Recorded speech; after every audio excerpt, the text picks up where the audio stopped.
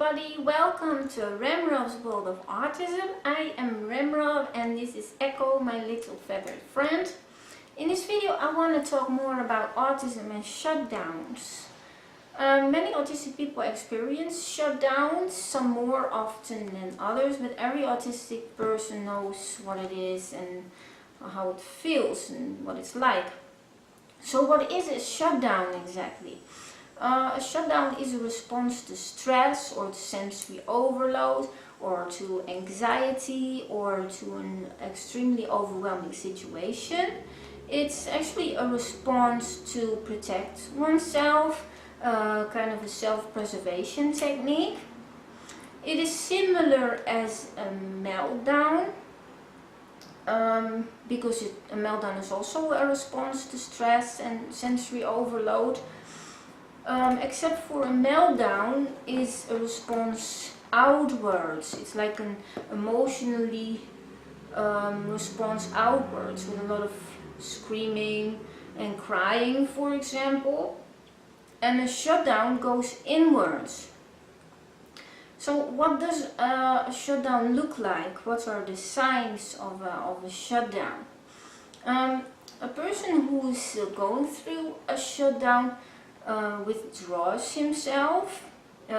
He suddenly speaks a lot less or not at all, and he might also look like he's totally zoned out, like he's staring into space, for example, and he or she will not respond anymore to anything. A person who's going through a shutdown also prefers to be alone and be in a quiet and dark space, for example. Some people who are going through a shutdown, they will just suddenly run out of a room to hide and to escape like the crowd or a situation. But others, they experience that their whole body gets suddenly stiff and that they are not able to move anymore. When I have a shutdown, I can still move, but my speech and my responses are, it feels like they're totally blocked. In my second video about ignorance towards autism, I talk about an experience I had with transit cops, and during that experience I also had a shutdown. I suddenly couldn't respond anymore, I couldn't say anything. And I was so extremely stimulated and overwhelmed and so anxious that I just completely shut down. And I couldn't respond. I just couldn't respond at all anymore, which made the situation even worse because the cops didn't understand what was going on with me. So, what does it feel like to have a shutdown? It is a very unpleasant situation, I can tell you. It feels like, when I have a shutdown, it feels like I lose control over my abilities, like speech and my responses, like with those cops. In my second video about ignorance toward autism,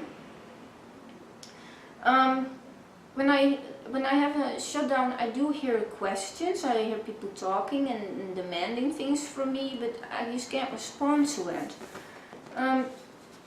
It's also often that I don't understand anything around me anymore. Everything is just a blur because I'm in such distress. It is very frustrating.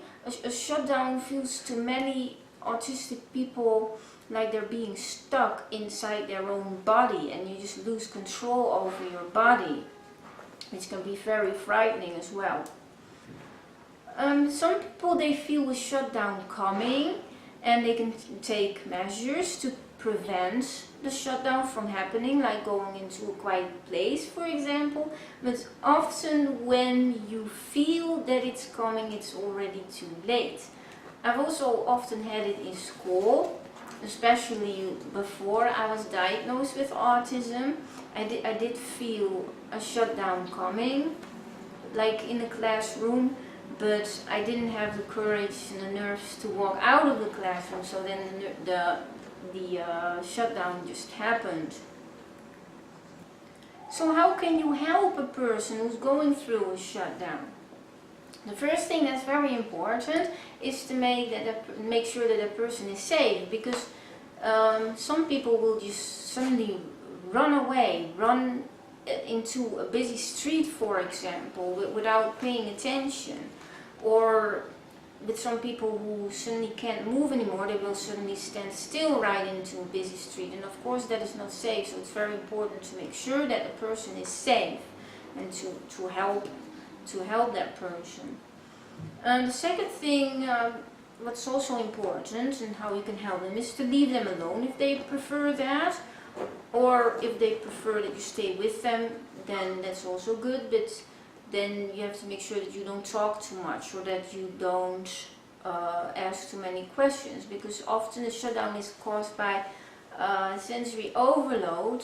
So sensory stimuli is better not than when a person is going through a shutdown, because it can make the shutdown even worse. It's also better not to touch a person who's going through a shutdown, because that's also sensory input. It can make the shutdown also worse, and it takes longer to recuperate from it then.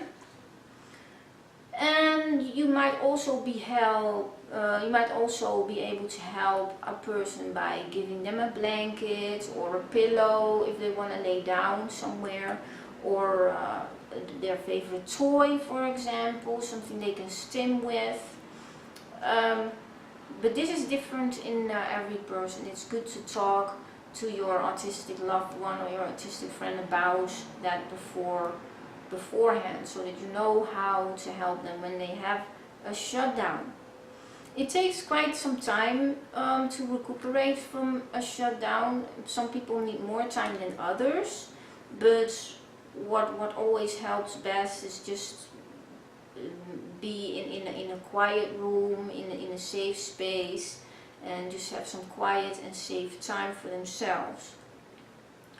Something else that's also very important is to keep track on how often your loved one, your autistic loved one, has a shutdown. If it happens on a regular basis, then it's good to find out what causes it.